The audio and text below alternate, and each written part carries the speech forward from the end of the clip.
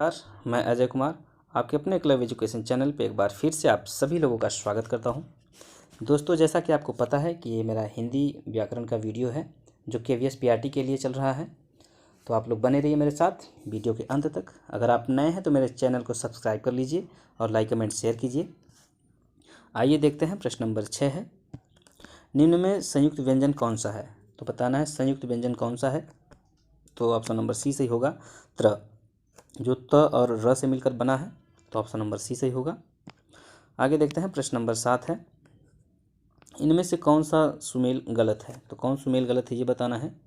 यथाविधि में अव्ययीभाव समास है, मृगनयन में कर्मधारय समास है, भला बुरा में द्वंद्व समास, गोपाल में अव्ययीभाव समास। तो इसका ऑप्शन नंबर डी गलत होगा, जो कि गोपाल श्री कृष्ण को भी कहा जाता है, या फिर जो गाय को पालते हैं उन्हें भी गोपाल कहा जाता है। इसमें बहुव्रीहि समास होगा। तो ऑप्शन नंबर डी सही होगा। आगे देखते हैं, प्रश्न नंबर 8 है, उपसर्ग का गलत युग्म छांटिए। तो कौन सा उपसर्ग युग्म गलत है। तत्सम में तत् उपसर्ग है, उत्तम में उत है, निसंतान में निर है, भरपेट में भर है। तो कौन सा युग्म गलत है। तो ऑप्शन नंबर सी गलत है, जो निसंतान नहीं होता निसंतान है। Option number C. आगे देखते हैं, प्रश्न नंबर 9, प्रत्येक की दृष्टि से सही युग्म चुनिए। तो प्रत्येक की दृष्टि से सही युग्म कौन सा है। क्या फैलाव में लाव प्रत्यय है, झाड़ू में रू प्रत्यय है, मिलान में लान, या फिर रक्षण में अन प्रत्यय है। तो इन सब में तो कोई प्रत्यय नहीं है, परंतु रक्षा में अन प्रत्यय है तो रक्षण होता है। ऑप्शन नंबर डी सही होगा। आगे देखते हैं, प्रश्न नंबर 15 है, प्रश्न नंबर 15 है, इनमें कौन विशेषण है। सॉरी दोस्तों, इनमें कौन विशेषण नहीं है ये बताना है। चाक्षुष, अनुकरणीय, जटिल, अंक। तो कौन विशेषण नहीं है। तो ऑप्शन नंबर डी सही होगा। अंक जो है यह विशेषण नहीं है, बाकी अनुकरण का अनुकरणीय होता है, चक्षु का चाक्षुष, ये सब विशेषण है। आगे देखते हैं, प्रश्न नंबर 16, अकर्मक क्रिया वाला वाक्य है। तो अकर्मक क्रिया वाला वाक्य कौन सा है। श्याम खाता है, रमा पत्र लिखती है, मीरा गीत गाती है, राम दूध पीकर सो गया। तो राम दूध पीकर सो गया, इसमें तो पूर्वकालिक क्रिया भी है और सकर्मक क्रिया भी है। मीरा गीत गाती है, ये भी सकर्मक है। रमा पत्र लिखती है, इसमें भी कर्म है, परंतु श्याम खाता है, क्या खाता है ये पता नहीं है, इसमें कर्म नहीं है। तो ऑप्शन नंबर ए सही होगा। आगे देखते हैं, प्रश्न नंबर 17, यदि निशा बुलाती तो मैं जाता। यदि निशा बुलाती तो मैं जाता, यह वाक्य में काल कौन सा है। तो क्या संभाव्य भविष्य है, संभाव्य वर्तमान है, हेतु हेतु मत भविष्य है, या फिर हेतु हेतु मत भूत है। तो कौन सा ऑप्शन सही होगा। इसमें हेतु हेतु मत भविष्य होगा। जहाँ पर ऐसा शब्द वाक्य होता है जहाँ वो बुलाती तो मैं आता, वो जाती तो मैं खाता है, ऐसा शब्द होता है वहाँ हेतु हेतु मत भविष्य होता है। आगे देखते हैं, प्रश्न नंबर 18 है, हाँ, जी हाँ, अच्छा इत्यादि में अव्यय है। तो इसमें कौन सा अव्यय है। संबोधन, स्वीकार बोधक, शोक बोधक, या फिर हर्ष बोधक। तो इसमें स्वीकार बोधक है। ऑप्शन नंबर बी सही होगा। जैसा कि लग भी रहा है, हाँ, जी हाँ, अच्छा, इसमें स्वीकार बोधक है। आगे देखते हैं, प्रश्न नंबर 19, पर्यायवाची वाला युग्म गलत है। तो कौन सा युग्म गलत है। अनाज का धान्य होगा, देवता का गिरवाण होगा, गरीब का किंचन, सखी का राधिका। तो इसका ऑप्शन नंबर डी सही होगा। सखी का राधिका पर्यायवाची नहीं होता है। Option number D. आगे देखते हैं, प्रश्न नंबर 20 है, आशीर्वाद का विलोम शब्द है। तो आशीर्वाद का विलोम क्या होता है। अभिशाप, चिरंजीव, खुश रहो, या फिर प्यार। तो आशीर्वाद का विलोम अभिशाप होता है। ऑप्शन नंबर ए सही होगा। आगे देखते हैं, प्रश्न नंबर 21, कौन सा युग्म सुमेल गलत है। तो बताना है कौन सा गलत है। बंजर का उर्वर, इसमें विलोम दिया है। निर्दय का सदय, यह भी विलोम है। अंतरंग का बहिरंग, यह भी विलोम है। अमृत का पानी नहीं होता है बल्कि विष होता है। तो ऑप्शन नंबर डी सही होगा। अमृत का विष, यही गलत है। आगे देखते हैं, प्रश्न नंबर 22, तद्भव और तत्सम की दृष्टि से गलत जोड़ा है। तो बताना कौन सा गलत जोड़ा है। स्तुति का स्तुति, तप्ता का तप्त, राजा का रानी, सेज का शैया। तो ये ऑप्शन ए, बी और डी तो सही हैं, परंतु ऑप्शन नंबर जो सी है यह राजा का रानी, यह उल्टा हो गया है। ऑप्शन नंबर सी गलत होगा। आगे देखते हैं प्रश्न नंबर 23। जो धरती फोड़कर या फाड़कर जन्मता हो उसके लिए एक शब्द। क्या ऐच्छिक कहेंगे उसे, उद्भिज कहेंगे, उर्वर कहेंगे या फिर उपत्यका कहेंगे। तो ऐच्छिक तो उसे कहते हैं जो अपनी इच्छा के अनुसार होता है, उसे ऐच्छिक कहते हैं। उर्वर जो भूमि उर्वरा होती है उसे उर्वर कहते हैं। उपत्यका जो पर्वत के समीप का जो जगह होता है, ज़मीन होता है, उसे उपत्यका कहते हैं। और ऑप्शन नंबर बी सही होगा, जो धरती फाड़कर बाहर निकलता हो, जन्मता हो, उसे उद्भिज कहते हैं। अगला प्रश्न है प्रश्न नंबर 24। कनक का अनेकार्थक शब्द नहीं है। तो कनक का अनेकार्थक शब्द कौन सा नहीं है? क्या सोना है, धतूरा है, कपूर है या फिर इनमें से कोई नहीं।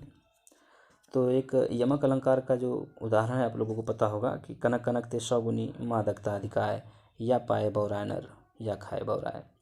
तो उसमें कनक तो एक ही बार प्रयुक्त हुआ है, कनक कनक, परंतु उन कनक कनक का अर्थ अलग अलग हुआ है। एक कनक का अर्थ सोना है और एक कनक का अर्थ धतूरा है। तो यहाँ सोना भी है और धतूरा भी है, परंतु कपूर नहीं होता है। तो ऑप्शन नंबर बी सही होगा। आगे देखते हैं प्रश्न नंबर 25। निर्वेद किस रस का स्थायी भाव है। तो निर्वेद क्या हास्य रस का स्थायी भाव है, करुण का है, शांत का है या फिर उत्साह का है। तो ऑप्शन नंबर सी सही होगा, निर्वेद जो है वह शांत रस का स्थायी भाव है। आगे देखते हैं प्रश्न नंबर 26। चौपाई छंद में कितनी मात्राएं होती हैं। तो चौपाई छंद में 16 मात्राएं होती हैं, 24 होती हैं, 26 होती हैं या फिर 28 होती हैं। तो इसका ऑप्शन नंबर ए सही होगा, चौपाई में 16 मात्राएं होती हैं। अगला प्रश्न है 27 नंबर। वह दीप शिखा सी शांत भाव में लीन, इसमें अलंकार है। तो वह दीप शिखा सी क्या रूपक अलंकार है, उपमा अलंकार है, यमक है या फिर सादृश्य है। तो आपको बता दें जहाँ सा सी से सरी से समान आता है वहाँ पे उपमा अलंकार होता है। ऑप्शन नंबर बी सही होगा। आगे देखते हैं प्रश्न नंबर 28 है। कौन सा युग्म त्रुटिपूर्ण है। तो कौन सा युग्म त्रुटिपूर्ण है ये बताना है। दाल न गलना का मतलब न निकलना, पत्थर की लकीर होना अत्यंत सच, बाँह पकड़ना सहारा देना, इति श्री का आरंभ होना। तो कौन सा जोड़ा गलत है ये बताना है। तो इसका ऑप्शन नंबर डी गलत होगा, क्योंकि इति श्री का मतलब होता है समाप्ति और श्री गणेश का मतलब होता है प्रारंभ होना। तो ऑप्शन नंबर डी सही होगा। अगला प्रश्न है प्रश्न नंबर 29। विद्यापति की पदावली की भाषा है। तो विद्यापति की पदावली की क्या भाषा है, क्या मैथिल है, ब्रजभाषा है, भोजपुरी है या फिर छत्तीसगढ़ी।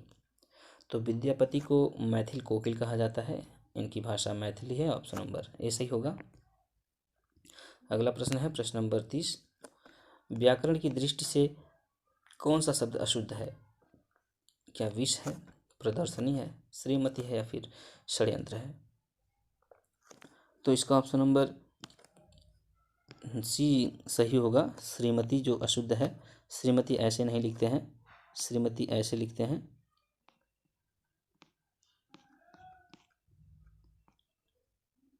इसमें एक जो पदेन रेफ है ये रेफ लगा दिया है। तो ऑप्शन नंबर डी अशुद्ध होगा, सी। आगे देखते हैं प्रश्न नंबर, ये दूसरे सीरीज का प्रश्न है, हमने कई सीरीज से इकट्ठा किया है प्रश्नों को। अगला प्रश्न है पवित्र में कौन सी संधि है। तो पवित्र में संधि बताना है। क्या गुण संधि है, अयादि संधि है, वृद्धि संधि है या फिर दीर्घ संधि है। तो बताना है पवित्र में कौन सी संधि होगी। तो इसमें बी होगा ऑप्शन नंबर बी, पोधन इत्र अयादि संधि। ओ का अव हो गया है तो अयादि संधि होगा। आगे देखते हैं प्रश्न नंबर 2। निम्न में किसका उच्चारण स्थान कंठ है। छ का है, ब का, ख का या फिर भ का उच्चारण स्थान कंठ है। तो कहते हैं कंठ में अकुह विसर्जनीय नाम कंठ है। तो कंठ में आते हैं अ, आ, कु से क वर्ग होता है, क ख ग घ ङ, और ह आता है और विसर्ग आता है। तो इसमें ख है तो ऑप्शन नंबर सी सही होगा, ख का उच्चारण स्थान कंठ है। आगे देखते हैं प्रश्न नंबर 3 है। हरियाणवी बोली को किस नाम से जाना जाता है। तो कर्दिशाड़ी, जाटू, बांगरू या उपरोक्त सभी। तो इसका ऑप्शन नंबर डी सही होगा, उक्त सभी नाम से जाना जाता है हरियाणवी बोली को। आगे देखते हैं प्रश्न नंबर 4 है। बताना है गलत जोड़ा। तो कौन सा गलत जोड़ा है ये बताइए। किनारा फारसी शब्द है, औरत तुर्की शब्द है, रिक्शा जापानी है, बाल्टी पुर्तगाली। तो इसका ऑप्शन नंबर बी गलत होगा। जो औरत शब्द है यह भी फारसी शब्द भाषा का शब्द है। ऑप्शन नंबर बी होगा। आगे देखते हैं प्रश्न नंबर 5। कबीर वाणी के डिक्टेटर थे। वाक्य में प्रयुक्त विराम चिन्ह है। तो ये जो विराम चिन्ह लगा है दोनों तरफ, किसी की बातों को उसी तरह रख देना। किस इन्वर्टेड कामा में रखते हैं, क्या पूर्ण विराम, उद्धरण चिन्ह, अल्प विराम, पद चिन्ह या फिर पूर्ण विराम। तो इसे उद्धरण चिन्ह कहते हैं, जो कि ऑप्शन नंबर ए में है, पूर्ण विराम या उद्धरण चिन्ह। तो ऑप्शन नंबर ए सही होगा। आगे देखते हैं प्रश्न नंबर 6 है, तेजस्वी का विलोम होगा। तो तेजस्वी शब्द का विलोम क्या होगा। तीव्रवान, मंदगति, निस्तेज या फिर उल्टा। तो तेजस्वी का विलोम होता है निस्तेज। ऑप्शन नंबर सी सही होगा। अगला प्रश्न है, इनमें से कौन सा जोड़ा गलत है। तो बताना है कौन सा जोड़ा गलत है। उन्नत का अवनत, आवरण का पर्दा, क्रूर का सदय, स्वार्थ का परमार्थ। तो इसमें विलोम शब्द है, तो आवरण का पर्दा नहीं होता है, आवरण का अनावरण होता है। ऑप्शन नंबर बी गलत होगा। आगे देखते हैं प्रश्न नंबर 8 है, उसास का तत्सम रूप होगा। क्या उच्छ्वास होगा, विश्वास होगा, श्वास होगा या फिर प्रश्वास। तो उसास का तत्सम रूप ऑप्शन नंबर ए होगा, उच्छ्वास। अगला प्रश्न है प्रश्न नंबर 9, पर्यायवाची का सही जोड़ा नहीं है। तो कौन सा सही जोड़ा नहीं है ये बताना है। गणेश का भवानी नंदन, ऐश्वर्य का समृद्धि, कबूतर का काग, शाश्वत का सनातन। तो इसमें ऑप्शन नंबर सी गलत है। कबूतर का काग नहीं होता, कबूतर का कपोत होता है। ये कबूतर ये कौवा दोनों एक दूसरे के नाम हैं। आगे देखते हैं प्रश्न नंबर 10।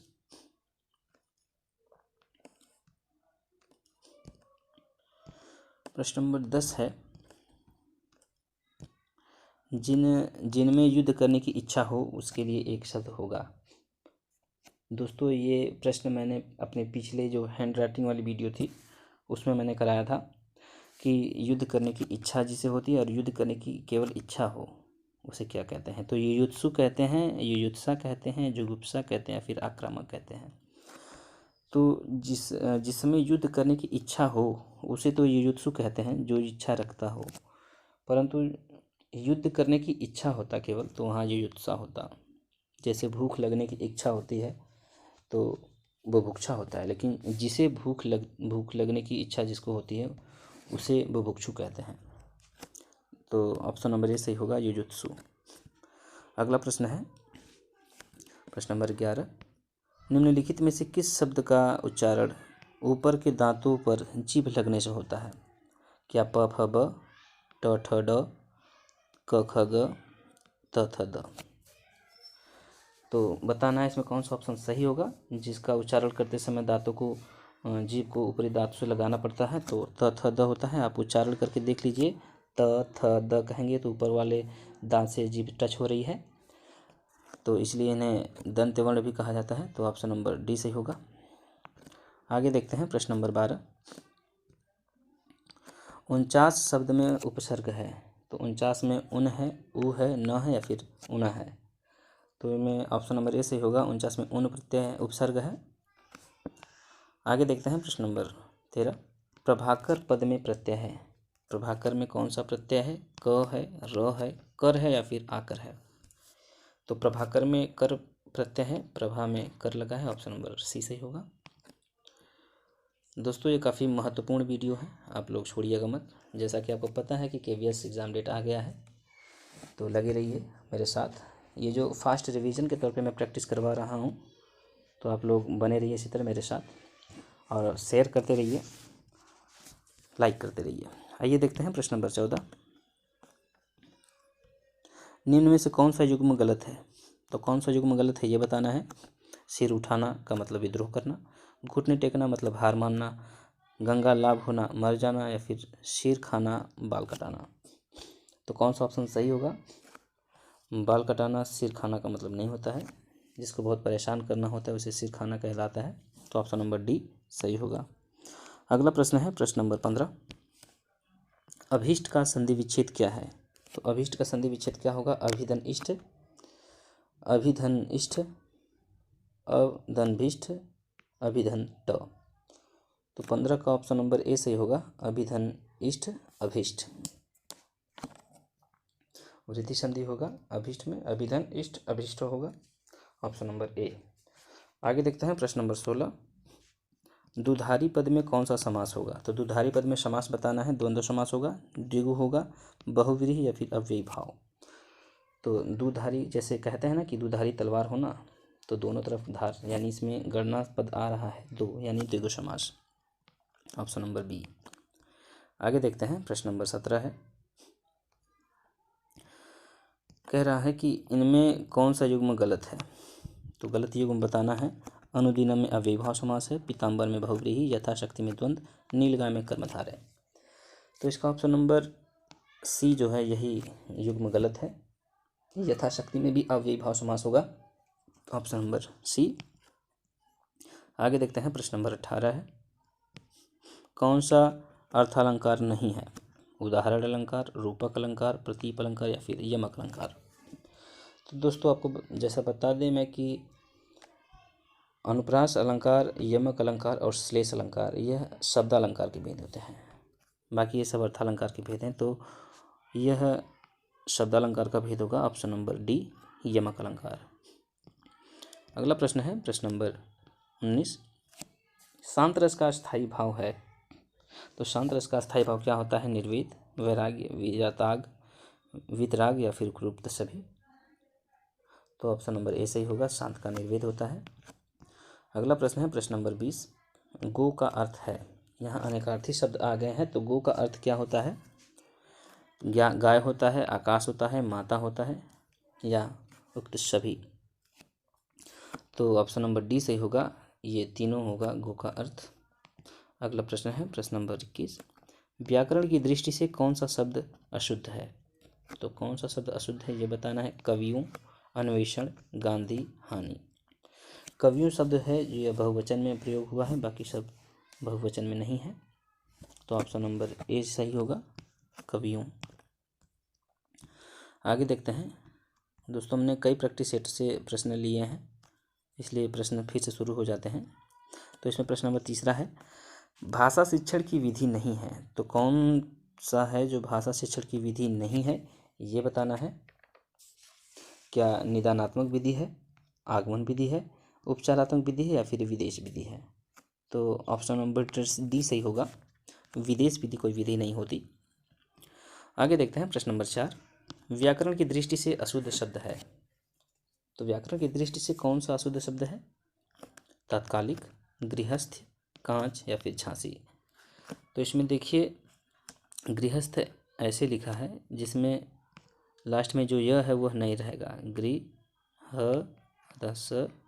गृहस्थ ऐसे होता है।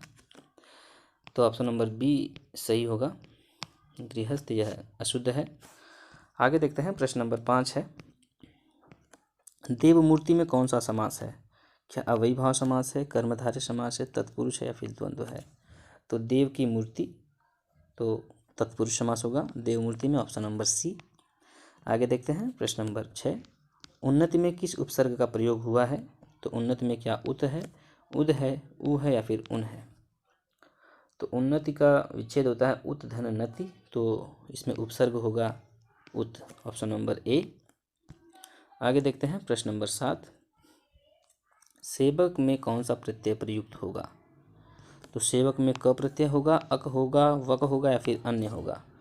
तो सेवा में अक लगता है तो सेवक होता है, ऑप्शन नंबर बी सही होगा, अक प्रत्यय। अगला प्रश्न है, इनमें से कौन सा शब्द स्त्रीलिंग है? पीपल, नींबू, इमली, शीशम। तो इमली जो होता है स्त्रीलिंग शब्द होता है, ऑप्शन नंबर सी सही होगा। दोस्तों ये फास्ट रिवीजन के तौर पे प्रैक्टिस सेट करा रहा हूँ मैं, आप लोग जल्दी जल्दी, और मेरी अनेक वीडियोस हैं जो व्याकरण से संबंधित हैं, काफ़ी महत्वपूर्ण है। अगर पूरी वीडियोस आप देख लेते हैं तो 30 नंबर में से कम 25 नंबर तो आपके कंफर्म हो ही जाएंगे, क्योंकि मैंने बहुत छांट छांट के प्रश्नों को लिया है और खोजता हूँ कई प्रैक्टिस सेट से, तब आपको वीडियो देता हूँ। देखिए अगला प्रश्न है, निम्नलिखित में से कौन सा जोड़ा गलत है? कर्ता ने संबंध काकी के संबोधन हे अरे अधिकरण में पर। तो बताना है कौन सा ऑप्शन गलत है। तो कर्ता ने, ये तो सही है, कर्म को करण से के द्वारा, जो ऑप्शन डी है यही गलत होगा, करण से के द्वारा होता है। संप्रदान को के लिए अपादान से लगाओ, संबंध काकी के रारी नानी में, संबोधन हे वरे अधिकरण में पर होता है। तो ऑप्शन नंबर डी गलत होगा। आगे देखते हैं प्रश्न नंबर 10। जातिवाचक संज्ञा अमर की भाववाचक संज्ञा होगी। तो अमर की भाववाचक संज्ञा क्या होगा? मजबूत होगा, अमरत्व होगा, अमरलोक होगा या फिर मरणशील होगा। तो जैसा कि आपको लग रहा है कि अमर का भाववाचक अमरत्व होता है, ऑप्शन नंबर बी। आगे देखते हैं प्रश्न नंबर 11 है, गलत विशेषण जोड़े का चुनाव कीजिए। जाति का जातीय, अर्थ से आर्थिक, स्वर्ण से स्वर्णकार, पल्लव से पल्लवित। तो स्वर्ण से स्वर्णकार तो नहीं होगा, ऑप्शन नंबर बी सी सही है, यह विशेषण नहीं होगा स्वर्ण से स्वर्णकार। आगे देखते हैं प्रश्न नंबर 12 है, शोभा पत्र लिखती है वाक्य में कौन सी क्रिया है? शोभा पत्र लिखती है एक कर्मक है, द्विकर्मक है, सहायक क्रिया है या फिर पूर्वकालिक क्रिया है। तो शोभा पत्र लिखती है, इसमें एक कर्म है क्योंकि शोभा बस पत्र लिखती है और कुछ नहीं कर रही है, तो एक कर्मक क्रिया होगा, ऑप्शन नंबर ए सही होगा। अगला प्रश्न है प्रश्न नंबर 13, इनमें से कौन दिशाबोधक अव्यय है? विपरीत है, पहले है, अलावा है या फिर तरफ है।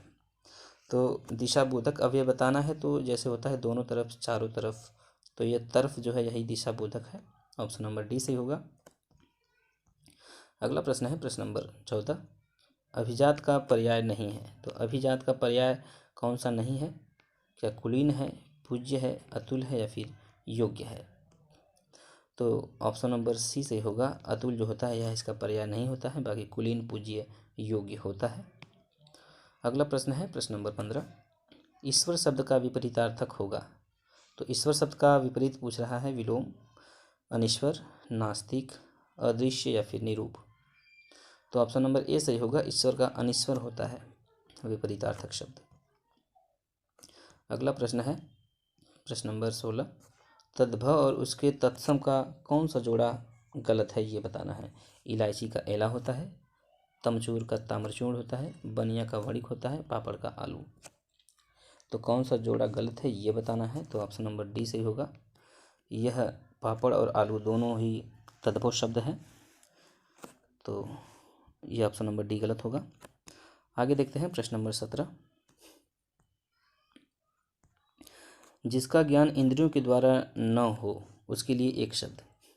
तो उसे क्या कहेंगे? अगोचर कहेंगे, इंद्रिया कहेंगे, अनिमेष कहेंगे या फिर रोमांचक कहेंगे। जिसका ज्ञान इंद्रियों के द्वारा न हो उसके लिए एक शब्द क्या होगा? तो उसे अगोचर कहेंगे, ऑप्शन नंबर ए। अगला प्रश्न है प्रश्न नंबर 18, चंद्र का अर्थ है। तो चंद्र का अर्थ क्या होता है? चंद्रमा होता है, सोना होता है, जल होता है या फिर उपरोक्त सभी। तो चंद्र जो है यहाँ पे अनेकार्थी शब्द हैं, तो चंद्र का चंद्रमा भी होता है, सोना भी और जल तीनों होता है, तो उक्त सभी होगा, ऑप्शन नंबर डी। आगे देखते हैं प्रश्न नंबर 19 है, रस और अस्थाई भाव का कौन सा जोड़ा गलत है। तो रस और अस्थाई भाव का कौन सा जोड़ा गलत है ये बताना है। श्रृंगार का रति होगा, वीर का उत्साह होगा, रौद्र का क्रोध होगा, विभत्स का जुगुप्सा होगा। तो ऑप्शन नंबर डी से होगा, विभत्स का निर्वेद लिखा है। आगे देखते हैं प्रश्न नंबर 20, निम्नलिखित में से किस छंद के प्रत्येक चरण में 26 मात्राएं होती हैं। क्या हरि गीतिका में 26 मात्राएं होती हैं या फिर गीतिका में, रोला में या फिर बरवय में। तो 20 का ऑप्शन नंबर बी सही होगा, गीतिका में 26 मात्राएं होती हैं।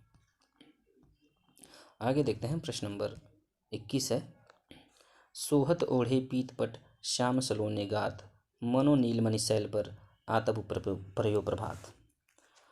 तो बताना है कौन सा इसमें छंद है। क्या नुक्ति है, भ्रांतिमान है, उत्प्रेक्षा है या फिर संदेह है।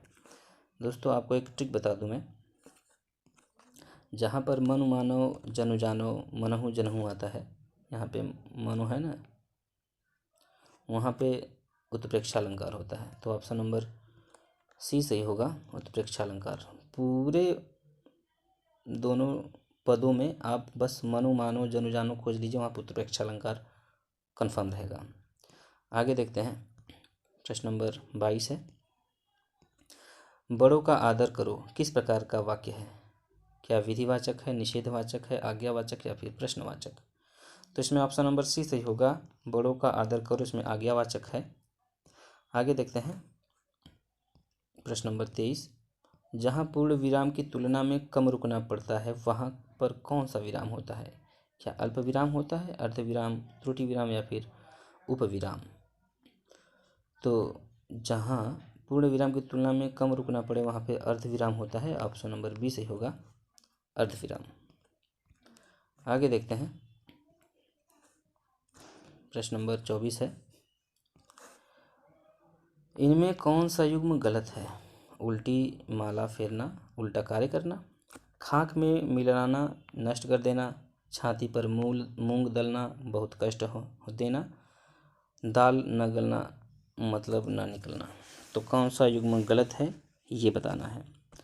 तो छाती पर मूंग दलना, बहुत कष्ट देना, ये भी सही है। दाल न गलना, मतलब ना निकलना, ये भी सही है। खाक मिलना मिलाना, नष्ट कर देना, ये भी सही है।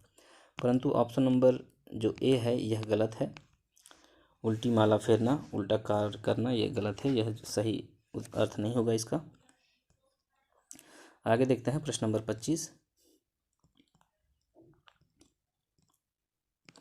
निम्नलिखित में से कौन सी रचना तुलसीदास की नहीं है?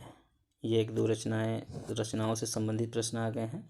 तो गीतावली, कृष्ण गीतावली, अवध विलास, दोहावली, इसमें कौन सी रचना है जो तुलसीदास जी की नहीं है? तो अवध विलास इनकी रचना नहीं है, तो ऑप्शन नंबर सी सही होगा। गीतावली, कृष्ण गीतावली, दोहावली, ये सब रामचरितमानस सब तुलसीदास जी की रचनाएं हैं।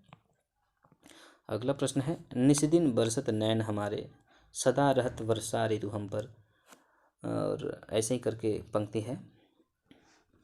यह किस कवि की है? क्या सूरदास जी की है, केशवदास जी की, मीराबाई की या फिर रसखान जी का है? तो यह सूरदास जी की पंक्तियां हैं, ऑप्शन नंबर ए सही होगा, निस्दिन बरसत नैन हमारे। आगे देखते हैं, प्रश्न नंबर 27 है, डॉक्टर ने दवा दी वाक्य में वाच्य है। तो डॉक्टर ने दवा दी, इसमें कौन सा वाच्य है? कर्मवाच्य, कर्तृवाच्य, भाववाच्य या फिर अन्य? तो इनमें से कर्तृवाच्य होगा, ऑप्शन नंबर बी सही होगा। डॉक्टर ने दवा दी है, यहाँ पे कर्तृवाच्य होगा। आगे देखते हैं, प्रश्न नंबर 28, खगेश में कौन सा समास है? खगधन ईश, खगेश, क्या बहुव्रीहि है, द्वंद्व है, द्विगु है या फिर अव्ययी भाव समास है?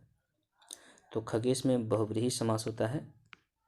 यह खगों के ईश यानी पक्षियों के देवता गरुड़ के लिए रूढ़ होता है, तो ऑप्शन नंबर ए सही होगा। आगे देखते हैं, प्रश्न नंबर 29, नायक का सही संधि विच्छेद क्या होगा? नवधन अक, नैधन अक, नेधन अक या फिर नाधन अक? तो नायक का सही संधि विच्छेद बताना है, तो नैधन अक होगा, ऑप्शन नंबर बी, नायक, ऑप्शन नंबर बी। आगे देखते हैं, प्रश्न नंबर 30 है, इनमें से कौन सा व्यंजन वर्ण है? तो व्यंजन वर्ण बताना है, री, ई, भ, ओ, औ। व्यंजन वर्ण वास्तव में यही दिख रहा है, भ जो होता है, ऑप्शन नंबर सी। तो दोस्तों, आज की ये जो मेरी प्रश्न श्रृंखला है यहीं पर समाप्त होती है, और अंत तक बनने के लिए आप सभी लोगों का धन्यवाद। दोस्तों, आप लोगों को इतना तो कन्फर्म है कि पेपर देना ही देना है, और आप लोगों की जितनी भी तैयारी हो चुकी है वो तो ठीक है, बाकी अपना सिलेबस ख़त्म करने के बाद प्रैक्टिस सेट में जुट जाइए अच्छे से। जितना प्रैक्टिस करेंगे आप लोगों को फ़ायदा होगा। तो मेरे चैनल को सब्सक्राइब कर लीजिए, लाइक कमेंट शेयर कीजिए। तो आज के लिए बस इतना ही। जय हिंद, जय हिंदी।